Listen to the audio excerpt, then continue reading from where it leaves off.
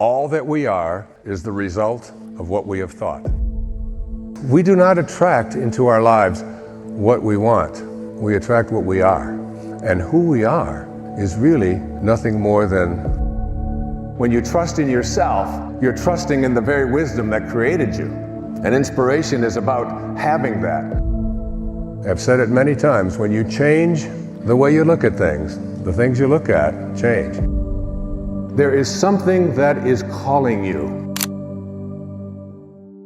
No matter who you are, no matter what age you are, no matter how long you've lived, the promise I have of this program is that if you follow the steps that I am going to outline here for you, that if you've been overweight for your entire lifetime, if you've been addicted to anything for your entire lifetime, if you've lived a life of poverty for your lifetime, if relationships haven't worked for you, whatever it is, however long it's been with you, that there is a way to change those habits and to change the thinking that supports those habits.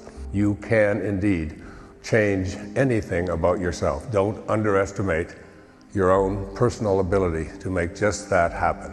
When you correct your mind, everything else will fall into place. So whatever these habits are, whatever it is that you have lived with for a very, very long time,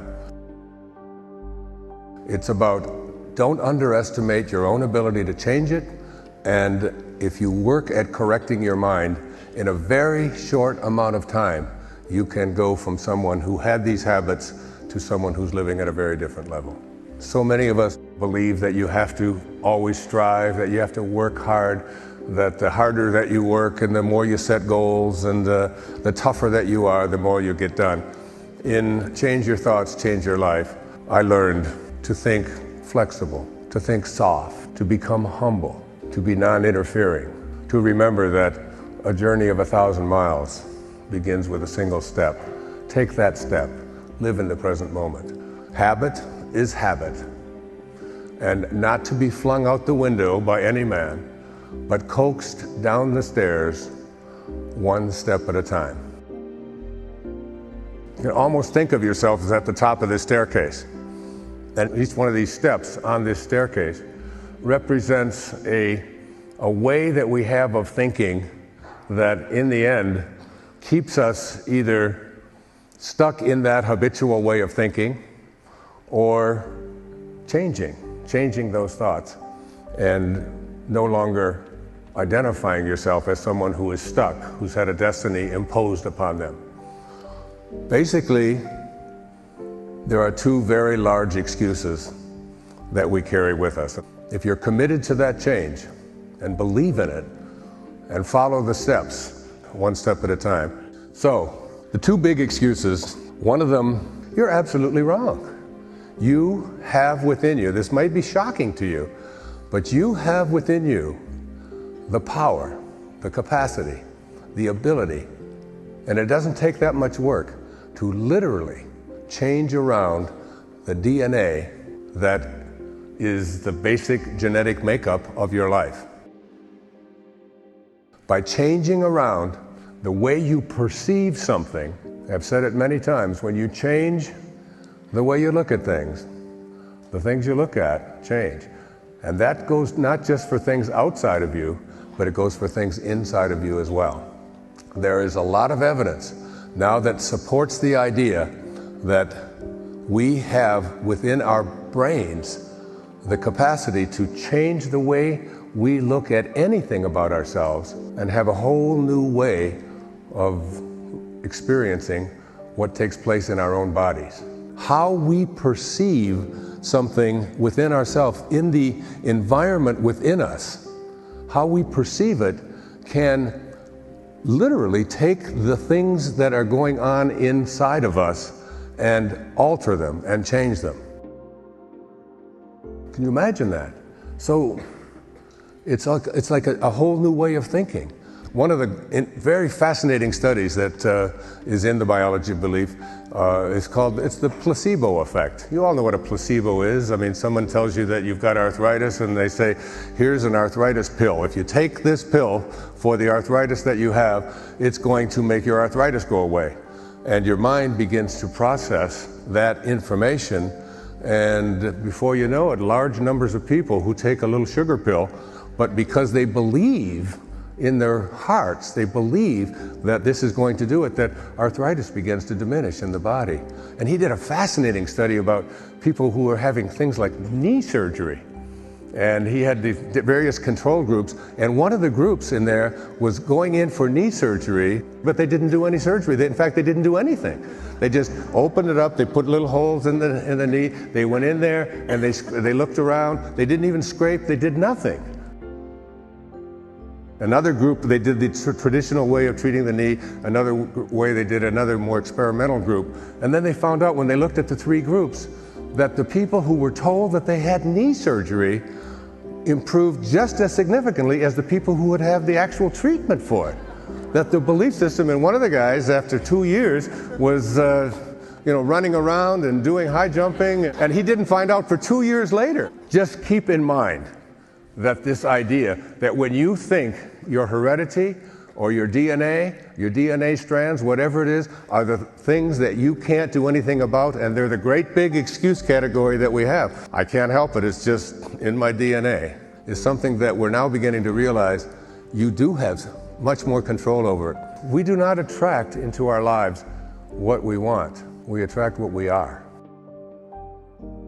And who we are is really nothing more than the beliefs that we carry around about who we are and what we're capable of doing. So that was the first big excuse. DNA, heredity, toss it out. You can change that. And most of these are just viruses. They're viruses that are in our minds that convince us that we can't change, we can't make things happen, or we can make things happen, but somebody else has to do it for us. 95% of the people, what I learned in one of the books I was speaking to you about, have absolutely no genetic basis for their unhappiness, for their fear, for the kinds of things that they're taking drugs to overcome in their lives.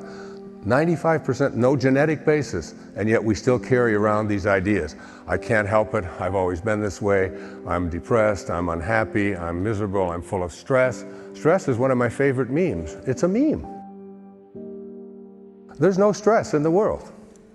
None. If I gave you an assignment to go out and bring me back a bucket full of stress, you would never find it. All there are people out there thinking stressful thoughts.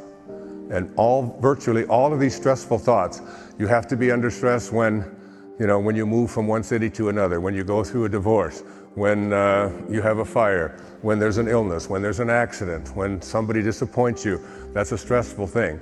Those are all memes. They're just viruses that are placed in your mind that tell you that this is the way you're supposed to act, and this is the way we acted, and this is the way our parents acted, and we want to really go to work at eliminating those kinds of things. So you don't have to really remain a victim of any of these things. What you need is to follow this excuses be gone paradigm. There's a wonderful quote from the Dhammapada, which some people call the original teachings of Buddha and the Buddhist doctrine. All that we are is the result of what we have thought. It is founded on our thoughts. It is made up of our thoughts. If one speaks or acts with a pure thought, happiness follows one like a shadow that never leaves. Change those thoughts, especially those thoughts that have been with you since you were a little boy or a little girl, that you've come to believe that it's difficult for me to overcome. What is necessary to change a person is to change his awareness of himself. So becoming inspired is really about changing your awareness of yourself. And what does this mean? It means shifting the belief systems that you might have, the thoughts that you've had over and over and over again that say, I am limited. I don't have the talent. I don't have the background. I don't have the luck that I need in order to be able to attract what I want into my life. Things have never worked out for me before. You change your awareness of yourself and your own body and what you believe about it. Like, how could you have a body that comes from a divine source that creates from well-being, and have it be anything other than beautiful. Have it be anything other than divine. Have it be anything other than perfect. A perfect creation of God, of source, of spirit, is what it is that you carry around with you. And if you have any other thoughts about it, then you have to really work at shifting them, because it's an insult to that from which you came. When you trust in yourself, you're trusting in the very wisdom that created you. And inspiration is about having that. It is about recognizing yourself as a genius, recognizing yourself as a person of unlimited talent and the capacity to be able to do anything. So that the awareness that I'm asking you to look at is that there is something that is calling you. And when an idea gets a hold of you, you get into this place of surrender, where you let go. In the recovery movement, we've always called this, you let go and what? And you let God. You allow this great spirit to be something that infuses you in such a way that it becomes this thing bigger than your life, that propels you into directions that you're willing to listen to. But you gotta change your awareness of yourself, as Maslow said. And one of the ways that you change your awareness of yourself is to understand a very simple premise. Think of an apple pie. And this apple pie, you take this apple pie and you take a slice of this apple pie and you put it over here. And then you walk over to the slice and you say to the apple pie, "What are you like? What are you like?" And the little slice of apple pie says, "I must be like what I came from." You wouldn't expect it to be pineapple. You wouldn't expect it to be cherry. You would expect it to be like what it came from, right? So why is it that we understand this, and yet we don't understand that we too must be like what we came from? We are pieces of God. We came from a divine source. We have to trust in our divinity. We have to understand that we are not this package of bones and skin encapsulating, these internal organs, that's not who we are. That's what we call the false self. It's an illusion. That who we really are is what we came from. And what we came from is eternal, it's infinite, it's kind, it's unlimited, it excludes no one. So that if we understand that we are really here as spiritual beings, just having a human experience, not the other way around. We're not human beings having a spiritual experience. It's the other way around. Our essence is our greatness, what we came from. We must be like what we came from. It doesn't matter what your age is. It doesn't matter what your beliefs have been. It doesn't matter what other people have tried to convince you of in the past. When you move into spirit and have a knowing that I have the capacity to be able to do this, you leave behind the false self.